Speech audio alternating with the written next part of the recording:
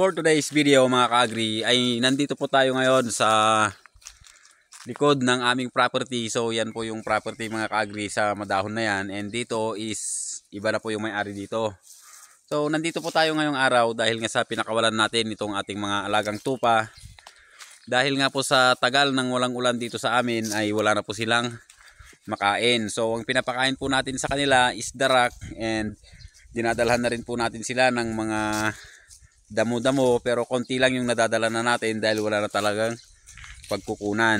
And kung titignan nyo dito sa kabilang property mga ka-agri, so dyan po is wala pong nagpapastol ng mga hayop o ano, talagang brown na po dahil napakatagal na po talagang walang ulan dito. So ayan, pinakawalan natin yung ating mga alagang tupa para kahit papano ay makakain naman sila ng damo ng kahit na ano mga ka-agri. So ang pinag-aalala lang natin mga ka-agri, baka kainin po nila yung mga tanim nila dito, kaya binabantayan natin. And napansin ko naman is hindi sila kumakain ng mga ano mga ka-agri ng mga tanim. So damo talaga yung kinakain nila kung makikita nyo. So ito yung anak ng ating tupa, medyo malaki na, and lalaki po siya, and meron po tayong tatlong inahin and yung isang lalaki.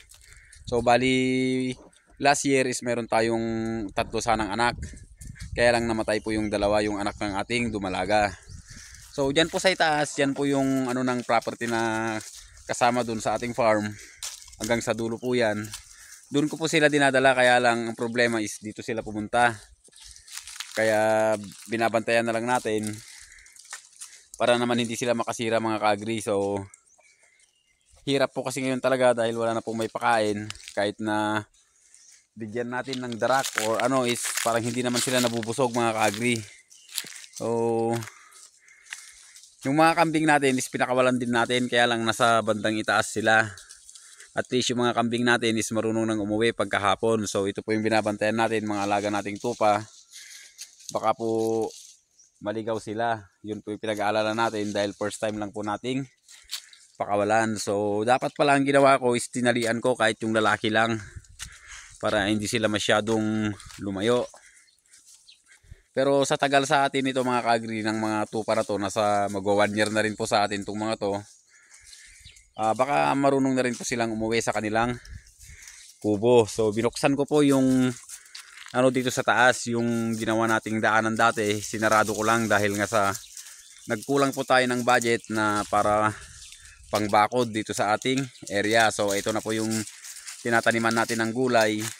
So diyan ko po talaga sila pinapapunta dahil marami pang mga ano diyan, mga damo-damo kahit papano. Ano yun, pakyat na sila. So ang problema natin mga ka-agri is magto-12 na po ng tanghali. Bali kailangan nating umuwi para kumain and ayusin yung mga ibang gawain doon. Ang problema natin is baka tumawid sila dito sa kabila and baka maligaw sila, hindi na umuwi. Yun po yung problema natin ngayon. Pero siguro sa dami naman ng damo dito mga ka-agri ay hindi naman po siguro sila lalayo ng ganong kalayo. Dahil napansin ko po sa tupa mga ka-agri ay kung saan po yung grupo is hindi, wala pong humihiwalay. And hindi po sila parang kambing, na yung kambing kasi lakad ng lakad. Itong mga tupa natin mga ka-agri, hanggat meron silang nakakain ay hindi po sila basta-basta lumalayo, kain lang po sila ng kain. And ayun, sana nga po ay maparami natin itong ating mga alagang tupa, dahil baka sa susunod na mga panahon ay babakuran na po natin lahat to pag meron tayong budget. Hanggang doon na po siguro sa nabili nating property kung tayo po ay papalarin mga ka-agri.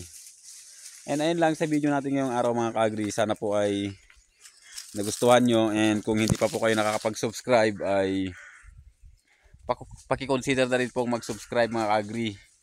And mayroon po isang kubo dito na pagtanghali ay pwede po tayong magpahinga. Sa kamag-anak din po yan mga ka-agri, and may mga baboy din po siya dyan, kaya wala naman pong problema dito. So bundok po siya pero hindi siya nakakatakot mga ka-agri.